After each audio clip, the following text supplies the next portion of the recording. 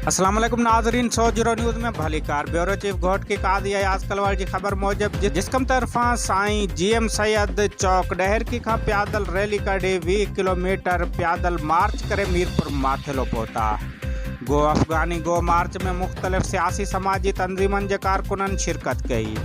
जिसकम प्यादल मार्च जो वक्त शहरन तरफा गुलन सा इस्तकबाल किया वो भिटाई चौक मीरपुर माथेलो में जलसे के खिताब कंदे जिसकम ज़िले सदर फ़कीर रमज़ान कलवड़ मीर हसन लाशारी इम्तियाज़ भुट्टो नसरुल्ला कलादी हैदर खान शर अब्दुल मजीद मीर बहर असगर शेख महबूब घोटो अकरम मीतलो वहीद सिंधी ऐं खिताब कंदे चयो ता पीपी सिंध दुश्मन पार्टी है जैं हमेशा धारियन की सहूलतकारी कई है। धारी आबादी सिंधन के अक़लियत में तब्दील करण की साजिश है जैमें पीपी सरकार मुलव्वज़ है।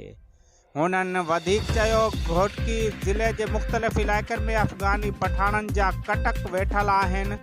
इंतज़ामिया उन्हनि खिलाफ़ का बि कार्रवाई नथी करे। जिसकम अॻवाननि मुतालबो कयो त सिंध में 1954 खां पोइ आयल समूरन धारियनि अफ़गानियुनि दहशतगर्दनि पठाणनि बर्मियन बंगालियन ऐं ॿियनि खे नेकाली ॾिनी वञे।